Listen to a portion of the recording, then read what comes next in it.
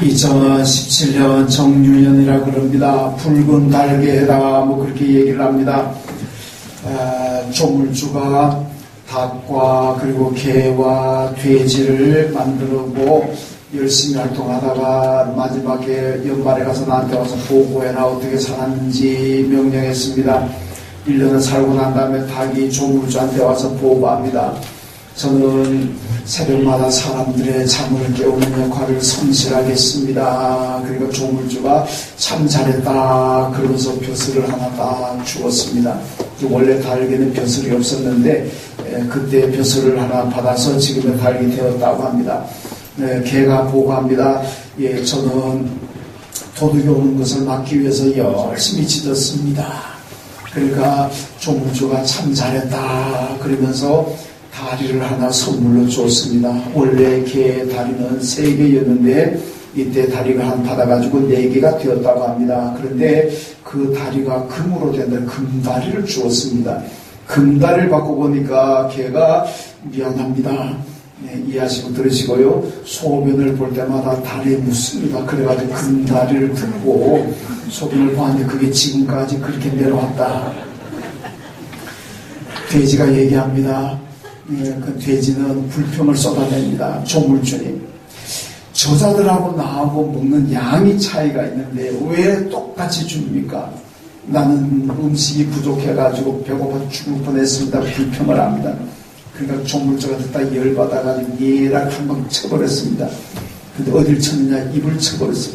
그러니까 돼지가 미안합니다. 주둥이가 나왔다. 그때 맞아가지고 입이 나왔다. 여러분, 사람도 불평하면 어떻게 합니까? 입이 나오잖아요. 기쁘고 즐거울 때 입이 안 나옵니다. 뭔가 불평이고 불만하게 되면 입이 툭 튀어나오면 그 사람들이 입 집어넣어라 뭐 그런 얘기 하는데, 여러분, 새해는 불평하지 마십시오. 그 조물주가 하나님 얘기하는 건 아닙니다. 웃자고 얘기니까. 새해는 불평하다 까다가 맞을 수 있습니다. 그러니까 불평하지 마시고 감사하며 사시길 주님의 이름으로 축원합니다. 오늘 본문에 보니까 요셉에 관한 얘기가 지금 나오고 있습니다. 요셉의 삶을 여러분 가만히 보세요. 요셉 불평한 적이 있습니까? 요셉이 누구 원망한 적이 있습니까? 아무도 없습니다. 어떤 어려움을 당하고 어떤 시련을 당하고 정말로 억울한 일을 당하지만은 그래도 요셉은 아무도 불평하지 않습니다.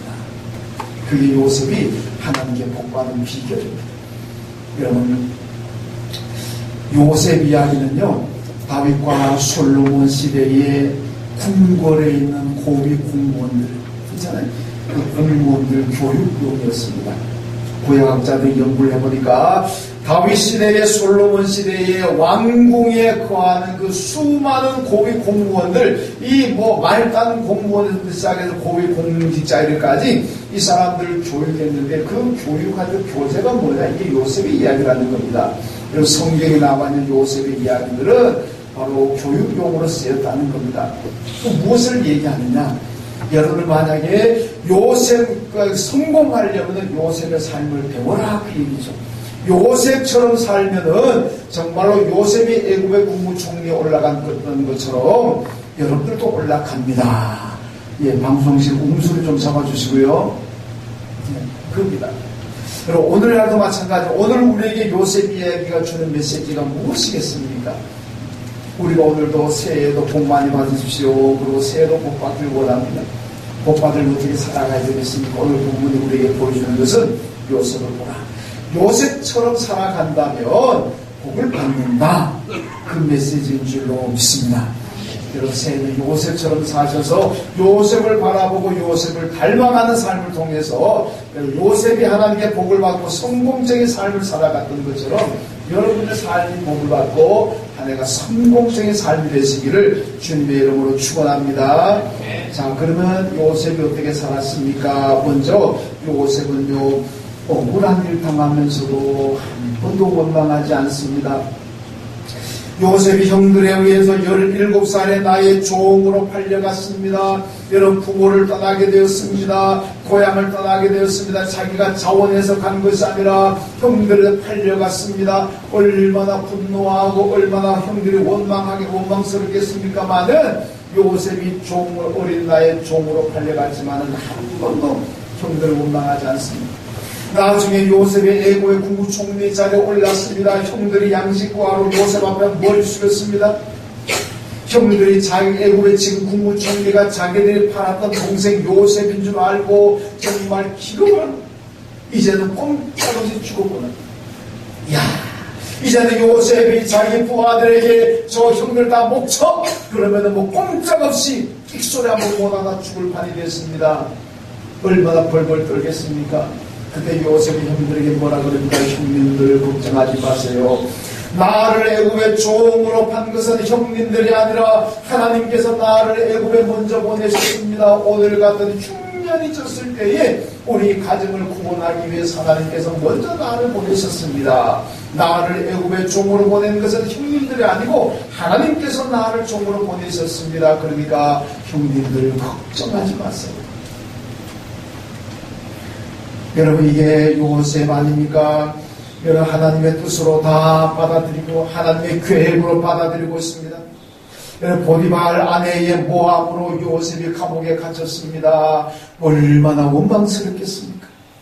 그런데도 원망하지 않습니다. 보디발에 대해서도 원망할 수가 있습니다. 아니, 언제는 나에게 가정의 모든 걸 다 맡긴다 그래놓고 나를 그렇게 믿고 나를 신뢰해가지고 가족의 전부를 나에게 맡길 때는 언제고, 이제는 나를 못 믿어가지고 내 말을 안 믿고 자기 아내 말만 믿고 나를 감옥에 가는 누구나. 보디발 장군도 원망할 수가 있습니다. 여러분, 그런데도 원망하지 않습니다. 요셉이 감옥에 갇혔을 때요, 오늘 말씀 보잖아요. 바로왕의 술 맡은 신하와 바로왕의 떡 맡은 신하가 동시에 감옥에 들어왔습니다. 그들의 꿈을 해석해 주니까 술 맡은 신하가 요셉에게 약속을 합니다. 내가 너의 말대로 석방이 된다면 너를 잊지 않고 내가 너를 석방시키겠다 하고 철떡까지 약속했습니다. 요셉은 아마 마음속으로, 그래, 이제 내가 꿈을 해석해 준 술 맡은 신하가 석방이 되어서 다시 복직을 했으니까 그 약속대로 나를 이제 석방시켜 주겠지, 그걸 기다립니다. 그런데 웬걸요, 오늘 살짝 마지막 부분에 가보게 되면 4장 40장 23절을 보니까요, 술을 맡은 관원장이 요셉을 기억하지 못하고 잊었더라, 이렇게 말씀합니다. 언제는 자기를 기억하고 석방시켜주겠다고 철떡까지 약속했는데 석방되고 나니까 요셉 기억조차 안 하고 잊어버립니다. 원망할 수 있잖아요. 어떻게 그럴 수가 있냐, 배신자. 원망할 수 있지만은 요셉은 한 번도 원망하지 않습니다. 여러분, 요셉 입장이라 보통 사람들 같으면은 이 배신자들 두고 보자, 아니 저렇게 나를 이렇게 할 수가 있나, 내가 복직만 해봐라, 내가 성공하기만 해봐라, 가만 안 둔다, 내가 감옥에서 나가기만 해봐라, 손을 보여주겠다고, 손을 보겠다고 일을 갈 수도 있고 보복을 다짐할 수도 있습니다. 그런데도 요셉은 그렇지 않았습니다. 왜 그런지 아십니까? 다 하나님께서 하신다고 믿었기 때문에 그렇습니다. 내가 감옥에 갇히는 것도 하나님께서 뭔가 뜻이 계셔서 나를 감옥에 넣었을 거라고 믿었습니다. 내가 억울한 일 당하는 것도 뭔가 하나님 뜻이 계셔서 나를 이렇게 사용하실 거라고 믿었습니다. 모든 것은 어떤 사람이 하는 것이 아니라 하나님께서 나에게 어떤 큰 계획이 있고 나를 더 복 있는 길로 인도하기 위해서 하나님이 하신 거라, 그렇게 믿었습니다. 그러니까 원망할 게 뭐 있습니까? 하나님 하신 건데 누구를 원망하겠습니까? 여러분, 어떤 사람이 나에게 했다고 생각하게 되면 그 사람이 미워질 수가 있고 그 사람에 대해서 분노할 수가 있습니다. 그 사람에게 보복을 다짐할 수도 있습니다. 그런데 요셉처럼 하나님이 하셨다, 그렇게 믿습니다. 누굴 미워하고 누굴 보복하고 하나님이 하셨나?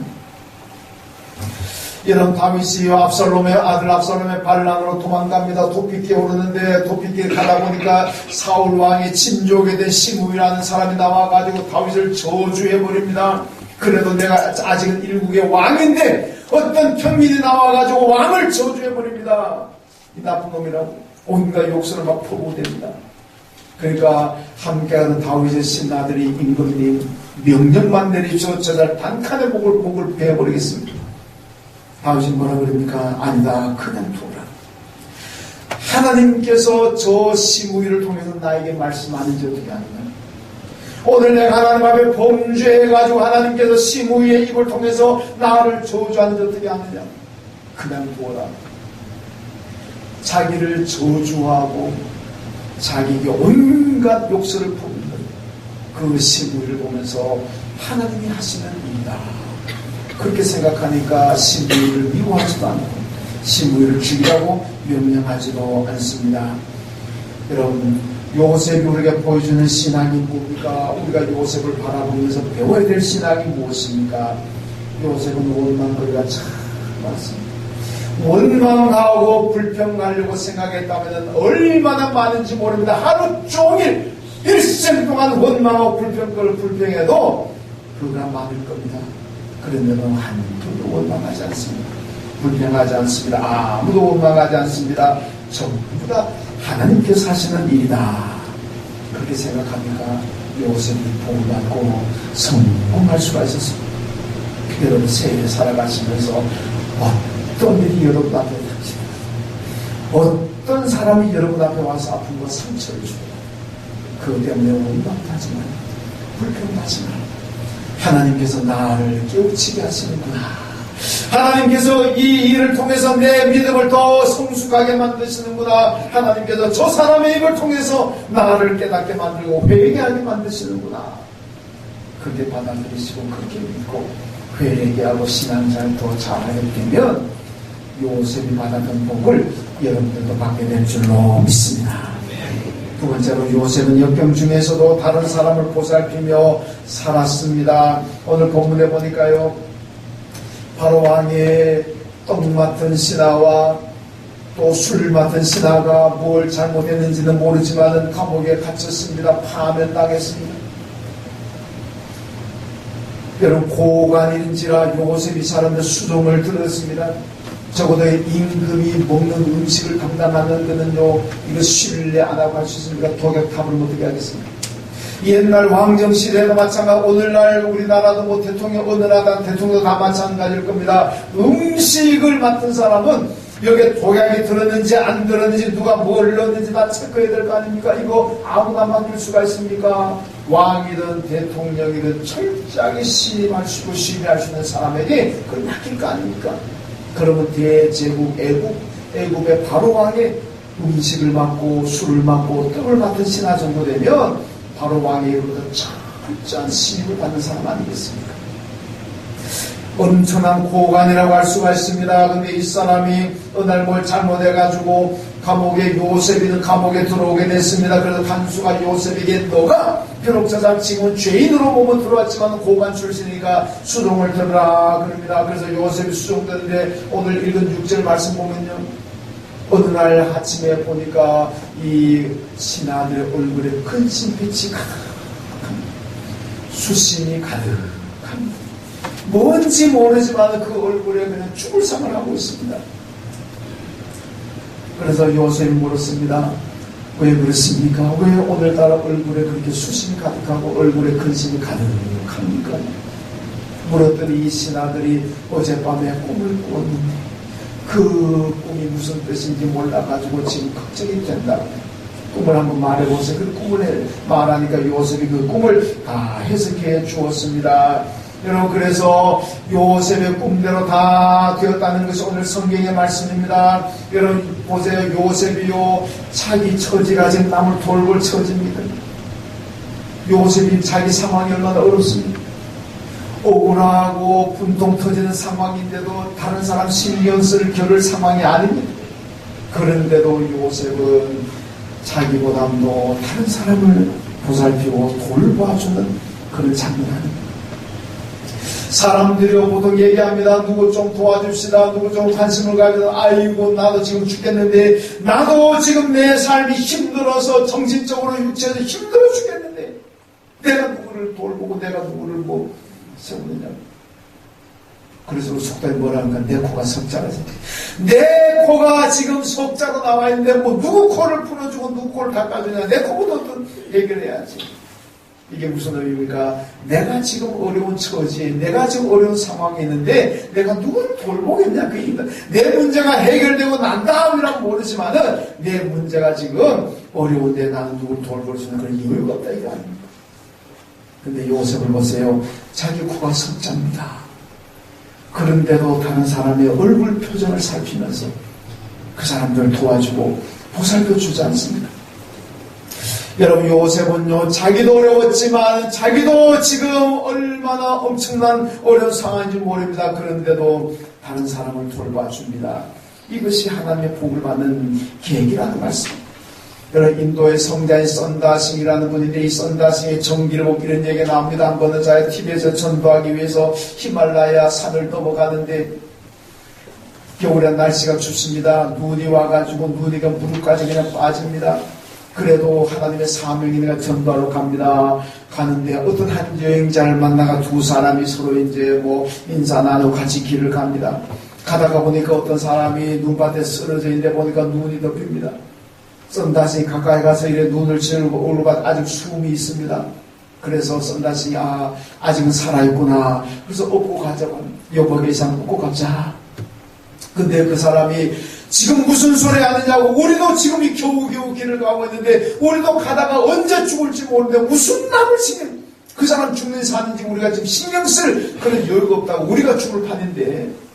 옥신각신하다가 썬다싱은 그래도 나는 이 사람 꼭 가야 되겠네. 그러니까 그 여행자는 그 네 맘대로라, 나는 가겠다. 혼자, 나는 내가 살아야 되겠다. 혼자 가버렸습니다. 썬다싱이 혼자 남아가지고 그 사람을 등에 업습니다. 업고 그냥 땀을 뻘뻘 흘리며 산을 오릅니다. 한참 가다 보니까 썬다싱의 등에 땀이 흐르면서 체온이 올라갑니다. 그래서 얼어 죽어가는 이 사람이 그 체온에 의해 다시 살아납니다. 그럼 불뚝 살아납니다. 그래서 둘이 이제 서가지고 서로 막 감사가 인사 나누고 그러면서 힘을 내가지고 히말라야 산 넘어갑니다. 산을 넘어 한참 가다 보니까 눈밭에 누가 쓰러져 있습니다. 가까이에서 또 살았나 안 살았나 썬다싱이 다 봤더니, 얼굴을 봤더니 자기 혼자 살겠다고 혼자 간 사람이 거기 서 있습니다. 여러분, 썬다싱이 우리에게 주는 메시지가 뭡니까? 어렵다고 해서 나 혼자 살려고 하다 보면 나도 죽습니다. 어려운 가운데 어려운 처지겠지만 그래도 다른 사람을 보살피게 되면 거기에 오히려 생명은 너도 살고 나도 산다. 이게 하나님의 축복의 원리인 줄로 믿습니다. 내가 어렵다고 나 혼자 살아야 되겠다, 다른 사람이 어떻게 되는지 말든지 나만 행복해야 되고 나 혼자 잘 살아야 되겠다 생각한다면, 여러분, 그거는 너도 죽고 나도 죽는 길이라는 겁니다.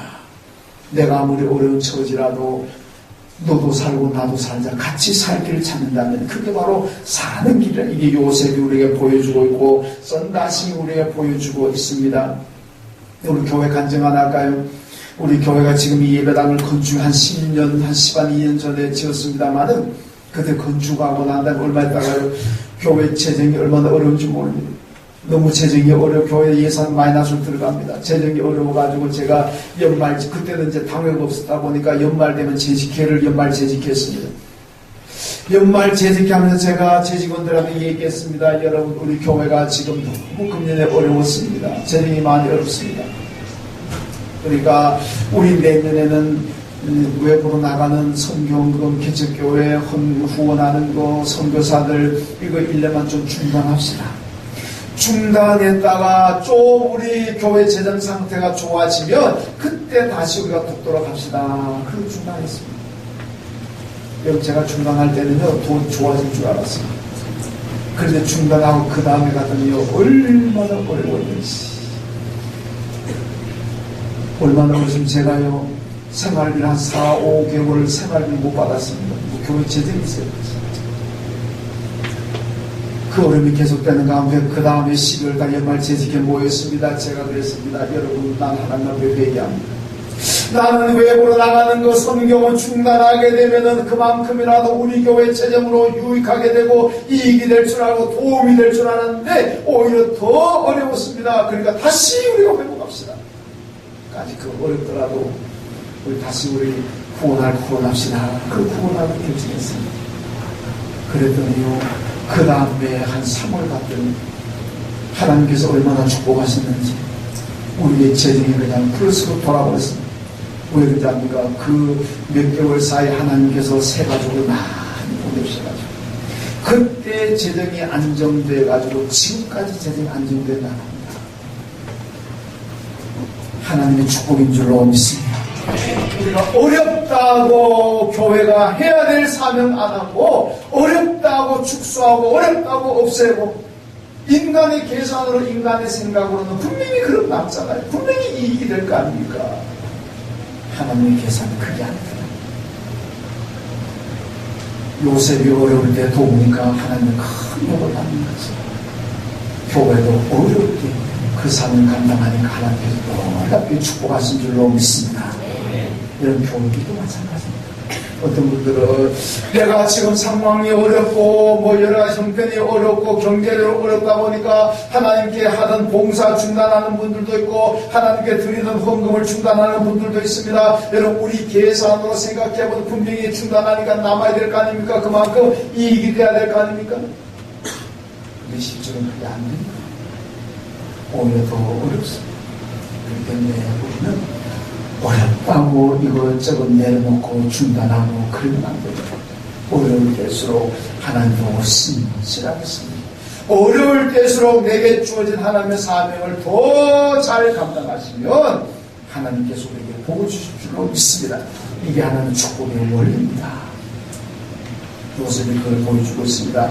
요셉은 자신도 어렵습니다. 하소연할 대상도 없습니다. 그럼에도 불구하고 다른 사람을 보살핍니다. 그랬더니 애국의 국무총리가 되더라 하니 여러분 새해 살아가시면서 여러분의 삶이 형통하고 평탄할 수도 있습니다. 또 반대로 내가 생각하지 못한 어려움과 환난을 만날 수도 있습니다. 어떤 상황을 만나시든지 간에 여러분이 감당해야 될 사명을 포기하지 마시고 사명을 감당하십시오. 하나님께서 우리가 계산과 달리 하나님께서 우리에게 축복하실 줄로 믿습니다. 세 번째로 요셉은 성실하게 살았습니다. 여러분 보디발은요 12대장으로 오늘날 말하면 경호실장입니다. 대단한 권력 아닙니까? 경호실장. 이 경호실장이 보디발이 보니까 요셉이 얼마나 성실한지, 그래서 자기 집안의 모든 걸 요셉에게 다 맡겨버립니다. 이 집안 네 마음대로 해라. 어디든 뭐든 네 마음대로 해라. 다 맡겨버렸습니다.